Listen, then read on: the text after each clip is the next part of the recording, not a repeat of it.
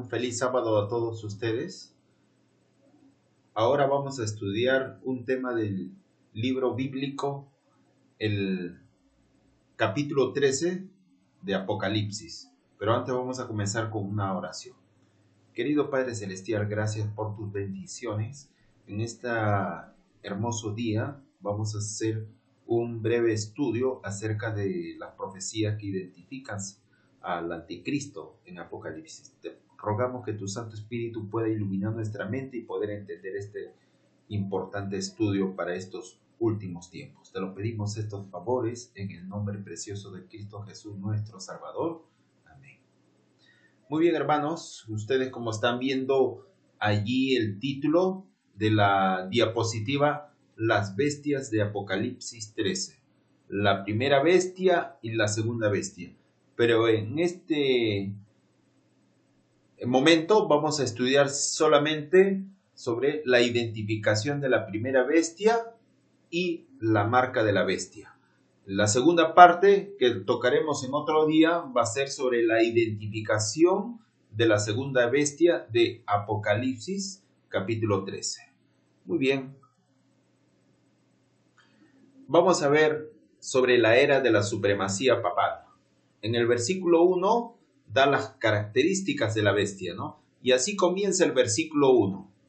Me paré sobre la arena del mar y vi subir del mar una bestia que tenía 7 cabezas y 10 cuernos, y en sus cuernos 10 diademas o 10 coronas, y sobre sus cabezas un nombre blasfemo. Vamos a ver cuán importante es esto. Y ahí justamente en la ilustración puede ver justamente lo que en visión vio el profeta Juan, ¿no? Una bestia de 7 cabezas y 10 cuernos que salía del mar. Vamos a ver justamente cuáles son el significado de la simbología de el mar, bestia, cabezas, cuernos, etc. Ahí, como podemos ver en la explicación, dice, en el lenguaje figurado de la profecía, una bestia representa a una nación o potencia. Ustedes pueden visualizar en el libro de Daniel capítulo 7, versículos del 17 al 23, en la visión que tuvo el profeta Daniel de las 4 grandes bestias, donde el ángel le explicaba el significado de las bestias, ¿no? Menciona de que serían reinos universales, reinos importantes que existirían en la historia de este mundo. Y así se cumplió en la historia. Entonces ahí menciona que una bestia representa nación o reinos. Mientras que el mar simboliza a pueblos, muchedumbres, naciones y lenguas. Eso lo dice Apocalipsis capítulo 17, versículo 15. El mar representa pueblos, muchedumbres, naciones y lenguas. Entonces, la descripción de la bestia, de una gran bestia que sube del mar, representa de que existiría un poder o un reino que saldría en la historia de este mundo en medio de grandes naciones y que tendría poder sobre muchas naciones e idiomas. Eso es lo que representa entonces el comentario o la interpretación de lo que representa la visión del mar, de la bestia que sube del mar, del surgimiento de un reino en medio de muchas naciones. Los 10 cuernos que tiene la bestia, en el capítulo 12 justamente vemos, ¿no? Se estudia o se lee también de que en visión el profeta Juan vio a un dragón escarlata que también tenía 7 cabezas y 10 cuernos. Algo similar. Por eso que ahí en el comentario dice, los 10 cuernos identifican a la bestia con el dragón bermejo o rojo de Apocalipsis 12. Ambas bestias simbolizan primeramente a Satanás y en segundo lugar a sus representantes visibles. Como el dragón representaba en especial el periodo pagano, la bestia parecida a un leopardo caracteriza la obra de Satanás efectuada mediante la Roma papal. Entonces, mientras en Apocalipsis 12 menciona de un dragón bermejo, un dragón escarlata, en Apocalipsis 13 ya no está representando a un dragón, sino a una bestia. Y da las características que ahorita más adelante vamos a verlo. Pero ahí ya ustedes lo pueden ver, ¿no? Ilustrativamente, ¿no? Pero es Satanás quien ha estado trabajando mediante estos poderes, ¿no? Las 7 cabezas que menciona ahí, tanto en Apocalipsis 12, Apocalipsis 17 también habla sobre una bestia de 7 cabezas. Pero la cosa de que tanto en Apocalipsis 12, Apocalipsis 13 y Apocalipsis 17, en cuanto al número de cabezas, es el mismo. Estas cabezas son las que tiene el dragón y la bestia también. Las 7 cabezas representan también poderes políticos que han difundido la causa del dragón, la causa de Satanás, y por medio de los cuales el dragón ha ejercido su poder perseguidor. O sea, los 3 capítulos de Apocalipsis del 12, 13 y 17 siempre van a representar el poder perseguidor que ha tenido este poder en la historia. Y lo sabemos. Y se identifica al único poder que en la historia cristiana persiguió. Primero fue el Imperio Romano, el poder pagano, que también es representado como el dragón. Y después también el poder papal, la bestia, o el dragón escarlata que persigue a la mujer en la era del desierto. Ese ya es otro estudio. Pero también dice, también apareció otra señal en el cielo. He aquí un dragón escarlata que tenía 7 cabezas y 10 cuernos y en su cabeza 7 diademas. ¿Qué dice en Apocalipsis 17:3? Y vi a una mujer sentada sobre una bestia escarlata llena de nombres de blasfemias que tenía 7 cabezas y 10 cuernos. La misma cantidad de cabezas y la misma cantidad de cuernos, ¿no? Es bien claro. Y ahí está la descripción de ambos capítulos de Apocalipsis. Está bien claro, ahí se pueden ver. Pero ahí como podemos ver de que ambos poderes en principio representa a Satanás que está luchando contra el pueblo de Dios, ¿no? La mujer, por ejemplo, en Apocalipsis 12 representa a la mujer, a la iglesia verdadera de Cristo, que Satanás, como representando al dragón, siempre ha perseguido a través de la historia. Satanás ha ejercido mediante sus poderes visibles en perseguir. Y eso lo vamos a ver más descrito un poquito adelante. Los 10 cuernos. En Apocalipsis 17:12, los 10 cuernos que son 10 reyes, o sea, naciones, gobiernos. 10 podría ser también un número redondo, no tendría nada que ver con las divisiones de Daniel 7:7. La división del Imperio Romano, ¿no?, que se fragmentó en 10 naciones europeas. Entonces, algunas naciones han desaparecido.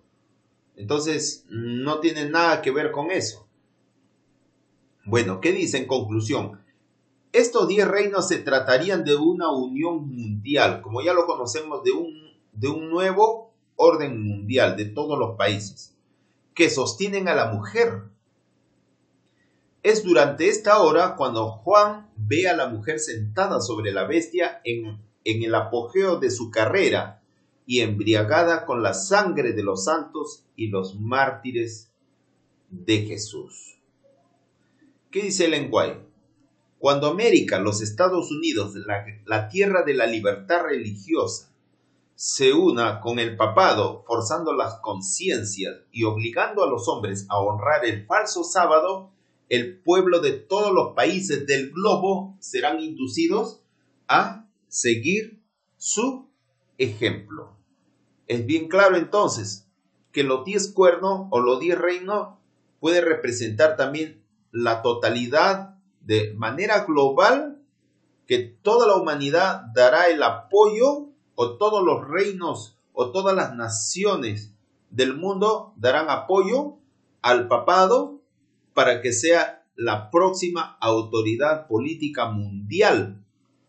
Ahí, por ejemplo, en la imagen, en la foto, podemos ver al papado que se presentó en las Naciones Unidas, en la ONU, y como la ONU representa a casi la mayoría de todos los países del mundo, entonces cuando el Papa viajó en el año 2015 a Estados Unidos, se reunió justamente en la ONU dando su discurso en las Naciones Unidas sobre el cuidado del planeta, sobre el cuidado de la casa común, la protección del medio ambiente. Entonces, está sacando justamente leyes para proteger la naturaleza, pero también está insertado ahí la adoración del primer día de la semana, el domingo. Vamos a ver sobre la heterogeneidad de esta bestia, el sincretismo, esa fusión que existe, ¿no?, en sus creencias, en su filosofía de esta primera bestia. Juan, el profeta Juan describe en el versículo 2: y la bestia que vi era semejante a un leopardo, y sus pies como de oso, y su boca como boca de león. Y el dragón le dio su poder y su trono y grande autoridad. Entonces, aquí se puede, se describe ahí donde está resaltado en amarilla, que hay 3 características de 3 animales. Dice que es semejante a un leopardo. Semejante, o sea, no es igual, sino es semejante. Porque si fuera igual a un leopardo sería al 100%. Semejante a un leopardo. Y sus pies como de oso. Y su boca como boca de león. Entonces, tal descripción bíblica ahí lo podemos ver justamente también en la ilustración. Entonces, esta bestia es una amalgama de estas 3 especies animales. Entonces, vamos a ir al contexto bíblico de Daniel capítulo 7 que estábamos viendo en un inicio. En Daniel capítulo 7, cuando describe sobre las 4 bestias, hay 3 en particular. La primera bestia que de Daniel capítulo 7 es un león. La segunda bestia es un oso. Y el tercero es un leopardo. Así, de manera concreta. Ahí sí son esas bestias. Tal como se describe los nombres de los animales. Pero en la interpretación de Daniel 7, el león representa a Babilonia. El oso representa a Medo-Persia y el leopardo representa a Grecia, ¿no? Entonces, ¿qué quiere decir esto? ¿Por qué la bestia que Juan vio era semejante a un leopardo, a un oso y a un león. Dice aquí, esto significa un sincretismo o un amalgama. La escolástica medieval está basada en el sincretismo entre la filosofía clásica y los dogmas del cristianismo. Eso es lo que dice un autor.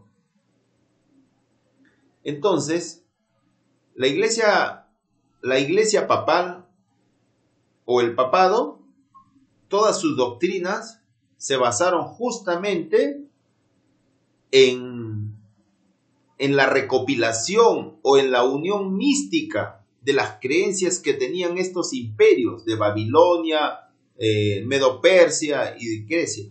Pero ¿en qué creían estos? En la inmortalidad del alma y también la adoración al sol. El sol era el dios de estos reinos. Entonces la Iglesia Católica adoptó también la adoración al sol. Por ejemplo, cambió el día festivo del sábado, el día del Señor, por el domingo, el Sunday, por el 10 solis o por el día del sol. Por eso de que esta bestia tenía las características de estos tres reinos: la filosofía, el paganismo o la forma de religiones de estos tres poderes que le precedieron al Imperio Romano. La Iglesia Católica adoptó, y muchas creencias más, sobre todo la adoración de imágenes.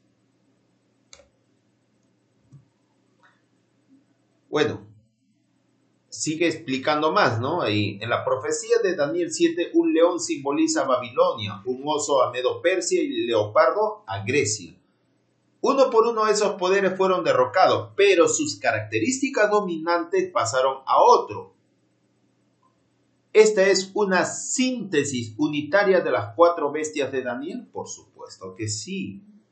Entonces, más detallado, y aquí lo podemos ver.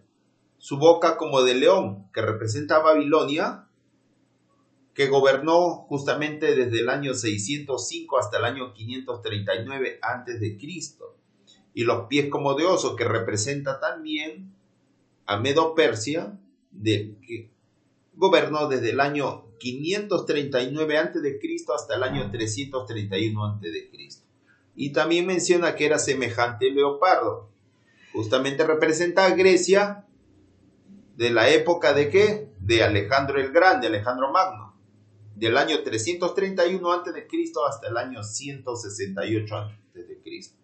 Entonces, como ven ahí, las figuras de esos animales, de esas bestias, es lo que representa la visión del profeta Daniel, que está descrito en el capítulo 7 del libro de profeta Daniel. Y entonces, eso es la característica que tiene la primera bestia de Apocalipsis capítulo 13. Bueno, según esto, esta bestia tenía una boca como boca de león. O sea, el sistema idólatra religioso de Babilonia. Sus pies como de oso, es decir, la inflexible crueldad y tiranía de Medo-Persia. Y el cuerpo como un leopardo, o sea, la cultura y la filosofía pagana de Grecia, tal como lo representan los conceptos filosóficos de Platón y los métodos de Aristóteles. La historia indica que la Roma papal fue la heredera y sucesora que recibió esos legados y características. Entonces, en otras palabras, la Iglesia Católica adoptó la filosofía pagana de esos reinos que le precedieron, ¿no? Antes de Cristo, ¿no? Por ejemplo, ahí podemos ver en el primer recuadro, en la primera imagen, a la diosa Lilith, ¿no? Lilith o Ishtar, que era la diosa del reino de Babilonia, Ishtar. Y en el segundo cuadro podemos ver a Zoroastro, que representa a la cultura medo-persa. Y en la tercera imagen, que ya lo sabemos, ¿no? Júpiter, Zeus, etcétera, ¿no? Que representa a la cultura o a la filosofía de Grecia. Entonces, todo esto lo adoptó la Iglesia romana.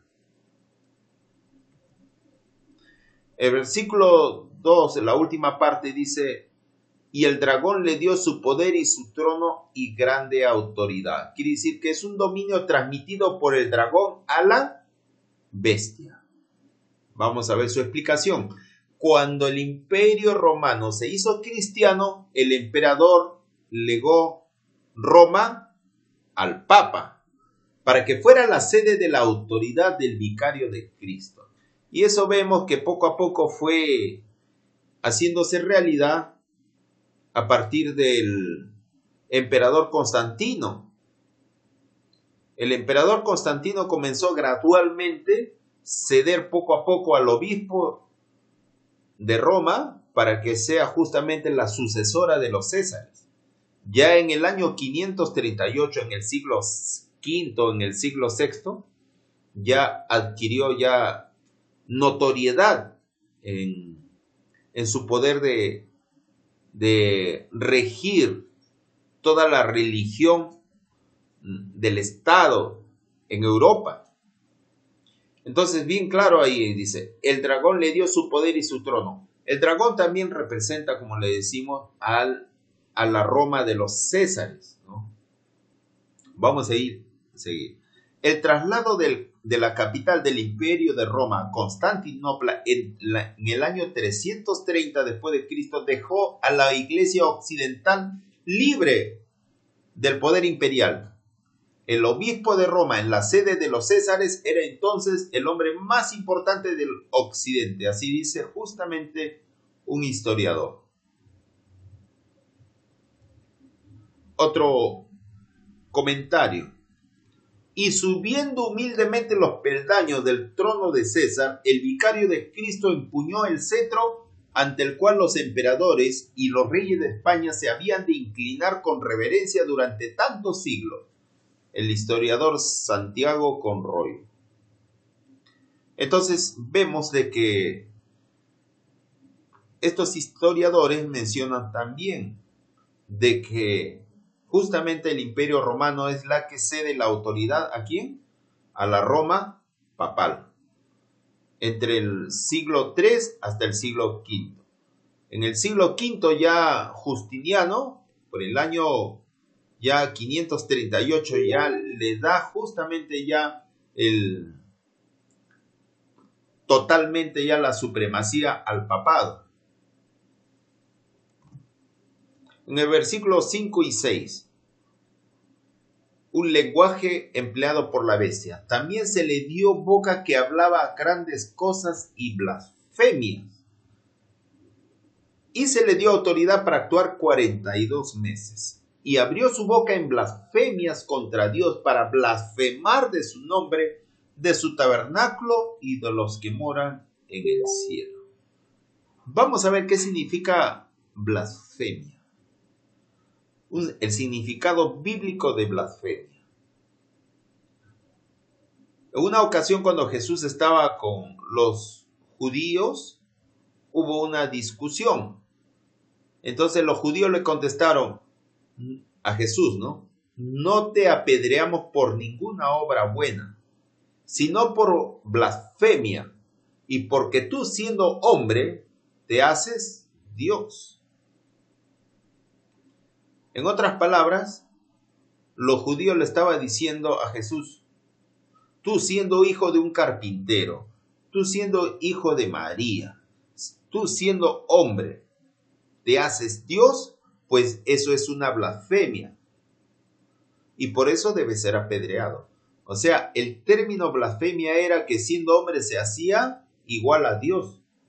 Pero lo que decía Jesús era verdad. Jesús es Dios y Jesús es igual al Padre. Y eso es lo que lo decía a los judíos que estaban cegados. Entonces, por eso que le querían apedrear, porque según ellos decía blasfemia. Entonces, aquí podemos recoger el concepto correcto de blasfemia, que significa que un hombre se hace igual a Dios. Entonces vemos aquí en la imagen justamente que alguien está sentado en el trono, que se hace, y un gran trono blanco, como describe Apocalipsis capítulo 4, un gran trono blanco donde está sentado el Dios Padre. Entonces aquí vemos de que hay una persona carnal como nosotros, pecaminoso, que se sienta en un gran trono blanco, haciéndose pasar por el Dios Padre. Vamos a ver un documento que encontré en la página 304 de un libro que se llama, escrito por el Papa León XIII, ¿no? En la página 304, la gran encíclica Carta de León XIII se llama. Ahí abajo está en inglés, pero arriba está la traducción. Significa: ocupamos en esta tierra el lugar del Todopoderoso. Es lo que dice en ese libro o en esa encíclica de dicho Papa Leo XIII. Ocupamos en esta tierra el lugar del Todopoderoso. Es lo que dice ahí justamente lo que está señalado abajo en el libro. Ahí está la prueba, acá nada estoy inventando. Ahí está justamente una fotocopia que lo he sacado a dicha página de dicho libro.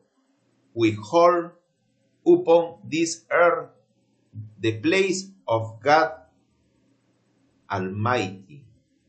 Bien claro, ocupamos en esta tierra el lugar del Todopoderoso. Tremenda arrogancia. Eso es blasfemia, porque siendo hombre pecaminoso mortal, dice que ocupa el lugar del Todopoderoso en este planeta. Vamos a ver en Asiprensa. ¿Qué dice? Es una página católica. Asiprensa. ¿Qué dice? Vestimenta del sumo pontífice. Entonces, ¿cómo lo llama el Papa? Esa prensa católica, al hombre mortal lo llama sumo pontífice. Y bíblicamente sabemos que el único sumo pontífice es Cristo, que es sumo sacerdote en el santuario celestial. Por acá vemos una blasfemia más como prueba. En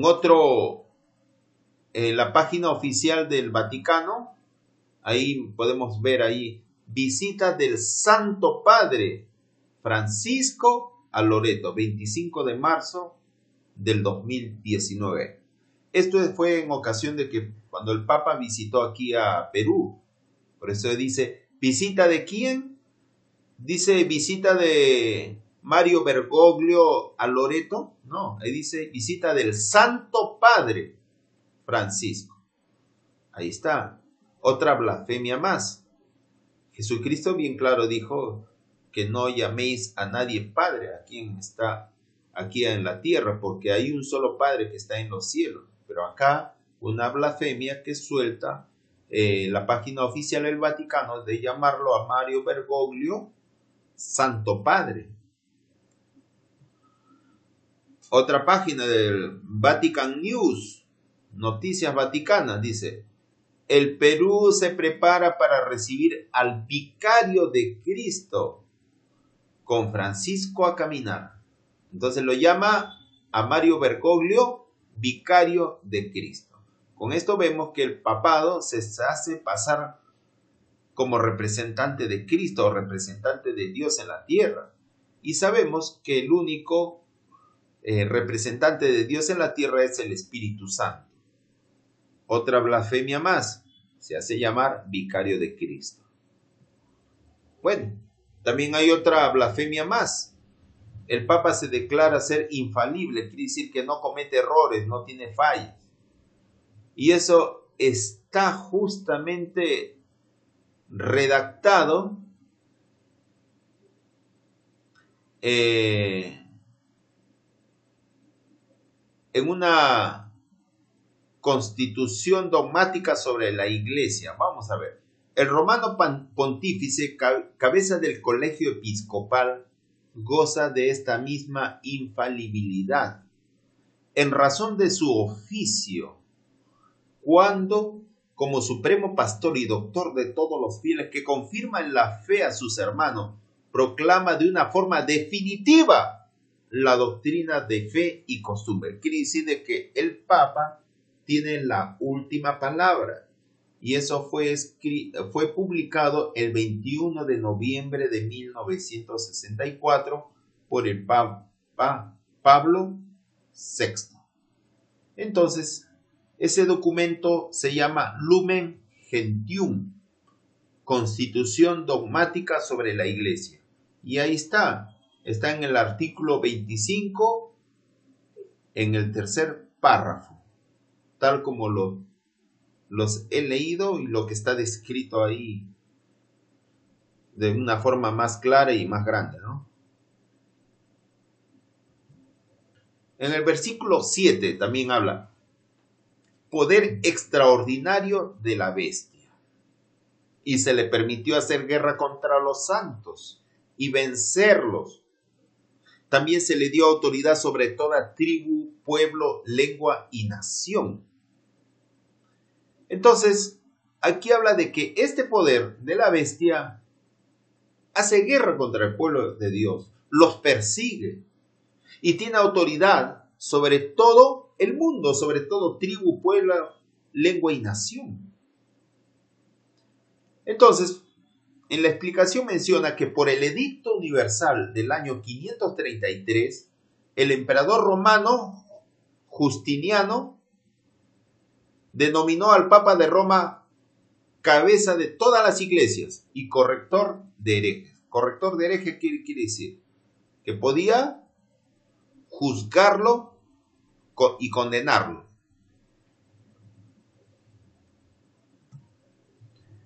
En el siglo XIII se estableció la más terrible de las maquinaciones del papado, la Inquisición. El príncipe de las tinieblas obró de acuerdo con los jefes de la jerarquía papal. En sus concilios secretos, Satanás y sus ángeles gobernaron los espíritus de los hombres perversos, mientras que invisible acampaba entre ellos un ángel de Dios que llevaba apunte de sus malvados decretos y escribía la historia de hechos por demás horrorosos para ser presentado a la vista de los hombres. Esto está en la página 64 del conflicto de los siglos. Entonces, ahí justamente menciona, como hemos leído, de que Satanás es el autor de la existencia del tribunal de la Inquisición para poder justamente perseguir al pueblo de Dios. Ahí podemos ver la hoguera que lo están quemando a Juan Hus. Babilonia la Grande fue embriagada de la sangre de los santos. Los cuerpos mutilados de millones de mártires clamaban a Dios venganza contra aquel poder apóstata. El papado había llegado a ejercer su despotismo sobre el mundo. Reyes y emperadores acataban los decretos del pontífice romano. El destino de los hombres en este tiempo y para la eternidad parecía depender de su albedrío o de la voluntad del Papa. Vamos a ver sobre la extensión del poder. En el versículo 8 dice: y lo adoraron todos los moradores de la tierra cuyos nombres no están escritos en el libro de la vida del Cordero que fue inmolado desde el principio del mundo. El papismo había llegado a hacerse el déspota del mundo. Los reyes, los emperadores acataban, obedecían los decretos del pontífice romano. El destino de los hombres en el tiempo y para la eternidad parecía depender de su albedrío. Por centenares de años, las doctrinas de Roma habían sido extensas e implícitamente recibidas, sus ritos desempeñados con reverencia y observados, sus fiestas por la generalidad. Conflicto de los siglos, páginas 67-68. Entonces vemos de que todos los moradores de la tierra estuvieron supeditados al pontífice romano. Y así la historia se escribió. Ahí podemos ver justamente la forma como las personas besaban los pies del pontífice romano. Una verdad retratada ahí en dicha escultura. Ahora el versículo 18, sobre la identificación del poder de la bestia. Consejo para entender el título sacrílego. El versículo 18 dice: aquí hay sabiduría. El que tiene entendimiento cuente el número de la bestia, pues es número de hombre, y su número es 666. El título Vicarius Filii Dei, que significa literalmente vicario del Hijo de Dios, tal como los he mostrado en una página vaticana. El vicario de Cristo o vicario del Hijo de Dios, da lo mismo. Entonces, ese título, Vicarius Filii Dei, que es en latín, significa vicario de Cristo o vicario del Hijo de Dios. Esto ha sido aceptado y usado por los papas, como los demostré. Si se suman los números romanos que forman ese título, se describe que el hombre de pecado ostenta esta cifra, 666. Y ahí ustedes pueden apreciar Vicarius, su descripción en números romanos. Ahí ustedes pueden ver que la V es 5, el I es 1, la C es 100. Entonces, sumado da 112. Y eso, ahora, Fili, que significa hijo, también lo mismo. La I representa 1, la L 50, y sumado las 4 cifras arrojan 53. Dei, que significa Dios. D es 500. La I 1, sumado da 501. Entonces sumamos Vicarius más Filii más Dei. El total de los tres totales dan una suma total de 666. Entonces, el mismo título de Vicario de Cristo simboliza el número 666.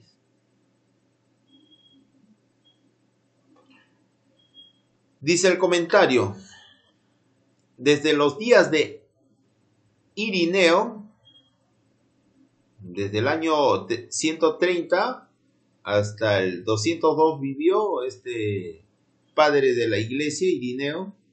Se han aplicado el 666 a numerosas figuras políticas de la historia. Debe notarse, sin embargo, que por cuanto la bestia ya ha sido identificada, el número, sea cual fuere su significado, debe tener relación con este poder también. De otra manera, no habría razón válida para que el ángel diese a Juan la información contenida en el versículo 18, en este momento de la narración profética.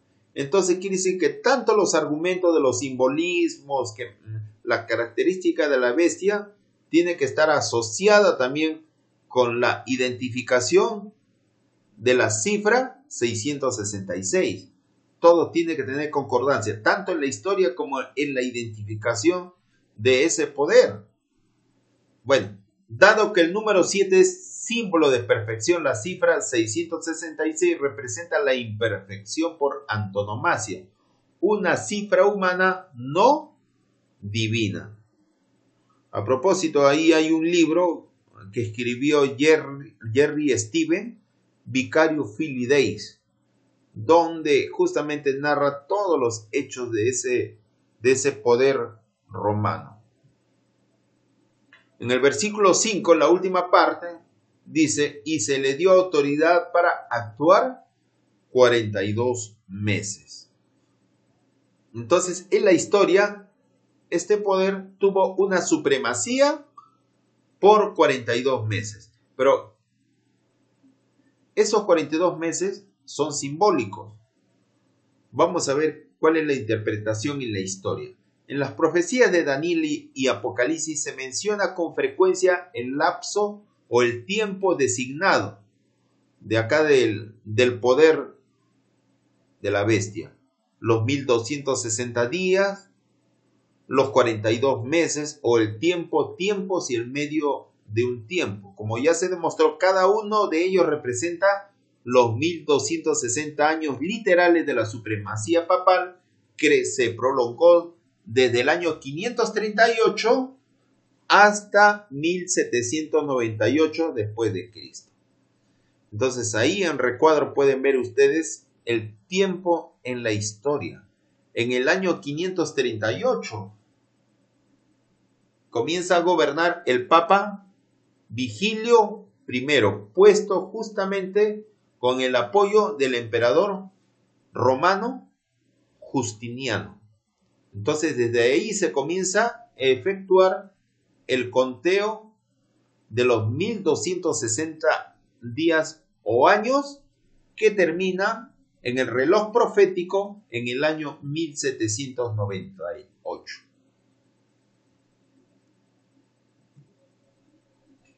En Daniel y Apocalipsis hay 7 referencias a los 1260 días, como ustedes pueden ver. Ahí está en el recuadro, que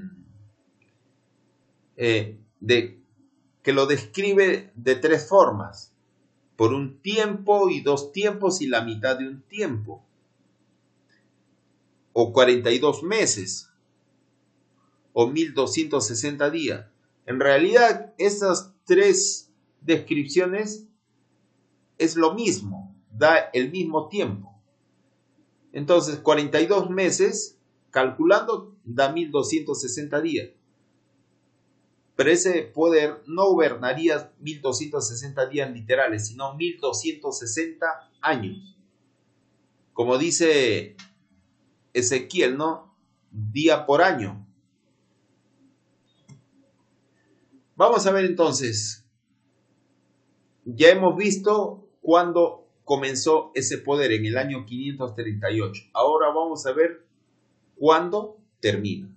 En el versículo 3 dice, habla sobre la herida como de muerte, ¿no? Dice, vi una de sus cabezas como herida de muerte. O sea, estuvo a punto de morir, pero no murió. Dice, el reloj profético de Dios marcó el año 1798 como el punto final de la supremacía papal. Y cuando sonó la hora, el poderoso monarca del Tíber, o sea, el Papa, ante cuyos anatemas los reyes y emperadores de Europa habían temblado durante tantos años, fue en cautividad. ¿Qué pasó? Las tropas francesas de Napoleón, al mando del general Berthier, ocuparon la ciudad de Roma el 10 de febrero de 1798. Tomaron preso al Papa Pío VI. Y este Papa justamente al año siguiente murió. Entonces el papado se extinguió por 2 años. No quedó vestigio de su existencia, y entre los ejércitos católicos romanos no se levantó ni un dedo para defenderlo, así dice el historiador Jorge Trevor. Así sucedió, entonces, como están viendo también en las imágenes. Las tropas de Napoleón tomaron preso al Papa Pío VI, y por 2 años no hubo ni un representante de la Iglesia Católica. Esto fue en la época entonces de la Revolución Francesa. En el versículo 3, también en la última parte, habla sobre el sanamiento inesperado después que recibió en el año 1798 esa herida como de muerte, ¿no? Dice, 2 años después que se infligiera la herida de muerte se eligió otro papa, y el mundo estupefacto vio levantarse gradualmente el papado hasta alcanzar nuevo poder espiritual. Sin embargo, cuando en 1870 la ciudad de Roma se convirtió en la capital de la Italia unificada, el papado recibió otro golpe formidable y el papa se transformó en el prisionero voluntario del Vaticano. Eso fue solamente temporal, lo que sucedió en el año 1870, ¿no? Pero ¿qué sucedió después en el año 1929? En el año 1929, cuando la Ciudad del Vaticano fue establecida como Estado independiente, el Papa volvió a ser rey y al dirigirse a los diplomáticos de 35 países, en esa ocasión exclamó transportado: los países de todo el mundo están con nosotros. Así el papado se ciñe para desempeñar su papel en el drama final del mundo. Entonces, esto es lo que sucedió, pues, justamente en el año 1929, como aquí pueden ver un periódico del 24 de febrero de 1929, donde están firmando el Benito Mussolini con un representante de la Iglesia Católica, firmando el Tratado de Letrán. Periódicos de esa época, como ustedes están viendo. El Tratado de Letrán es una serie de acuerdos firmados el 11 de febrero de 1929 por el cardenal Pietro Gasparri, secretario de la Santa Sede, en nombre del Papa Pío XI, y por el primer ministro de Italia, Benito Mussolini. Eso, como les decía, ¿no? Entonces, en los acuerdos de 1929, el gobierno de la Italia fascista admitió reconocer independencia y soberanía de la Santa Sede que crea el Estado de la Ciudad del Vaticano. Entonces, el Vaticano se convierte en una nación más. Un acuerdo o un concordato que define las relaciones civiles y religiosas entre el gobierno y la Iglesia en Italia, y que se resume en el lema Iglesia libre en Estado libre. Una convención financiera que proporciona a la Santa Sede una compensación por sus pérdidas en 1870. Entonces, el Vaticano o la herida mortal comienza a sanarse en el año 1929. Cada vez más el Vaticano o el poder romano llega a tener más autoridad política y autoridad moral ante todo el mundo.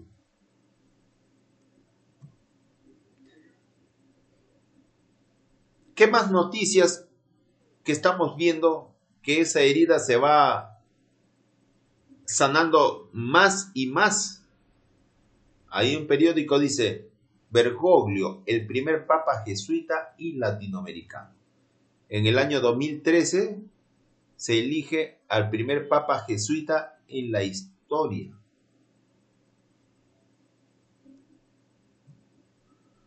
Bueno, ahí como vemos cómo la herida mortal se ha ido sanando. Vamos a leer algunos artículos de Ellen White en El conflicto de los siglos, que menciona sobre este poder. Pero el romanismo como sistema no está actualmente más en armonía con el Evangelio de Cristo que en cualquier otro periodo de su historia. Las iglesias protestantes se hallan sumidas en grandes tinieblas, pues de lo contrario discernirían las señales de los tiempos. La iglesia romana abarca mucho en sus planes y modos de operación. Emplea toda clase de estrategias para extender su influencia y aumentar su poder, mientras se prepara para una lucha violenta y resuelta a fin de recuperar el gobierno del mundo, restablecer las persecuciones y deshacer todo lo que el protestantismo ha hecho. Eso es su finalidad, la finalidad de la existencia del papado: dominar, siempre dominar. El catolicismo está ganando terreno en todas direcciones. Véase el número creciente de sus iglesias y capillas en los países protestantes. Nótese en Norteamérica la popularidad de sus colegios y seminarios, tan patrocinados por los protestantes. Piénsese en la extensión del ritualismo en Inglaterra y en las frecuentes deserciones a las filas católicas. Estos hechos deberían inspirar ansiedad a todos los que aprecian los puros principios del Evangelio, acerca del crecimiento de esta iglesia romana. Vamos a ver una comparativa que hace la sierva del Señor, la iglesia, el sistema católico con el sistema judío de los fariseos en los tiempos de Cristo. Dice: hay una semejanza sorprendente entre la iglesia de Roma y la iglesia judaica del tiempo del primer advenimiento de Cristo. Mientras los judíos pisoteaban secretamente todos los principios de la ley de Dios, en lo exterior eran estrictamente rigurosos en la observancia de los preceptos de ella, recargándola con exacciones y tradiciones que hacían difícil y pesado el cumplir con ella. Tenían muchas tradiciones humanas que habían en algunas ocasiones reemplazado algunos puntos de los 10 mandamientos, y eso encontramos en algunos pasajes de los santos evangelios, ¿no? Bueno, así como los judíos pues eran muy celosos, ¿no? Así como los judíos profesaban reverenciar la ley de Dios, así también los romanistas dicen reverenciar la cruz. Exaltan el símbolo de los sufrimientos de Cristo, la cruz, pero a la par o al par que niegan con sus vidas a aquel a quien ese símbolo representa. Así es, pues, exaltan la imagen, pero en su conducta no representan nada a Jesús. Justamente también por sus creencias. A eso vamos. La Iglesia Católica le pone actualmente al mundo una cara apacible y presenta disculpas por sus horribles crueldades que sucedió justamente en la antigüedad, en la Edad Media. Se ha puesto vestiduras como las de Cristo, dice. Ahí no vemos el Papa con ropa blanca. O sea, se ha puesto vestiduras como las de Cristo, pero en realidad no ha cambiado. Todos los principios formulados por el papismo en edades pasadas subsisten en nuestros días, como lo hemos demostrado hace poco, donde menciona que el Papa es infalible. Eso recién, hace 60 años. Por eso dice que Roma no ha cambiado.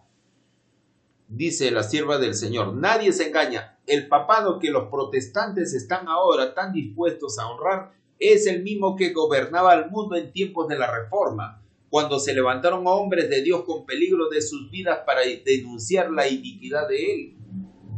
El romanismo sostiene las mismas orgullosas pretensiones con que supo dominar sobre reyes y príncipes y arrogarse las prerrogativas de Dios. El espíritu no es hoy menos cruel ni despótico que cuando destruía la libertad humana y mataba a los santos del Altísimo. Entonces, todas estas cosas vemos porque Satanás es la cabeza de la iglesia romana. Entonces, sus dirigentes hacen la voluntad del diablo. Por eso es que Roma nunca cambia.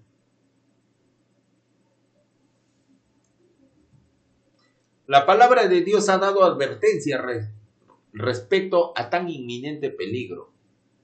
Descuide estos avisos de la palabra de Dios del libro de Apocalipsis y el mundo protestante sabrá cuáles son los verdaderos propósitos de Roma. Pero ya será tarde para salir de la trampa. Roma está aumentando sigilosamente su poder.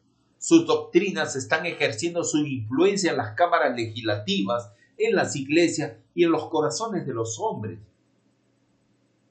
ya está levantando sus soberbios e imponentes edificios, en cuyos secretos recintos reanudará sus antiguas persecuciones. Esto es muy terrible lo que Ellen White justamente está describiendo. ¿Cómo supo ella? Es que Dios se lo reveló, donde dice que Roma ya está levantando sus soberbios e imponentes edificios, cuando no existían. Pero ella vio en visión de que construirían imponentes edificios en cuyos secretos recintos reanudará sus antiguas persecuciones. Entonces, ahí menciona que el papado está o ha levantado edificios que tienen recintos secretos donde se torturará y en algunas ocasiones se matará o se quitará la vida de algún adventista del séptimo día genuino, del remanente del pueblo de Dios. Es impresionante cómo lo describe. Sigue diciendo la sierva del Señor: está acumulando ocultamente sus fuerzas de manera oculta y sin despertar sospecha para alcanzar sus propios fines y para dar el golpe en su debido tiempo. Todo lo que Roma desea es asegurarse alguna ventaja y esta ya le ha sido concedida. No vemos que Estados Unidos, todos los países le abren las puertas, especialmente ahora que se ha elegido a un nuevo presidente, Joe Biden, que ahí lo pueden ver que está junto en la foto, junto con el Papa Francisco. Y este presidente de Estados Unidos actualmente elegido es católico, no es protestante. Por eso dice que todo lo que Roma desea es asegurarse alguna ventaja, y esta ya le ha sido concedida. Pronto veremos y palparemos los propósitos del romanismo. Cualquiera que crea u obedezca la palabra de Dios incurrirá en oprobio y persecución. Esto está descrito, les recomiendo el capítulo 36 del Conflicto de los Siglos. Se titula La libertad de conciencia amenazada. Ahí pueden poder displayarse con más tranquilidad, donde detalla justamente el peligro que está por ocurrir con el pueblo de Dios, mediante este poder apóstata que justamente ya va a sacar la ley dominical del medio ambiente para el cuidado de la casa común. Ha hecho 2 encíclicas que cada vez le da más autonomía o facilidad para poder justamente gobernar dentro de poco tiempo este mundo. La encíclica Laudato Si y la encíclica Fraternidad Total, donde justamente ya menciona que las intenciones del papado es construir un nuevo orden mundial, un gobierno mundial donde él quiere ser la autoridad política y moral de poder gobernar para poder salvar el planeta de la contaminación del medio ambiente. Entonces, justamente preparémonos, hermanos. La próxima conferencia va a ser Estados Unidos en la profecía.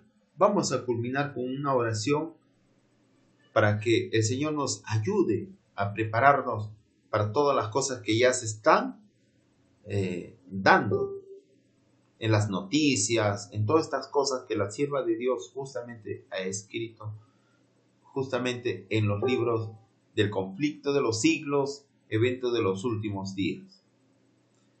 Bueno, vamos a pedir la bendición de Dios.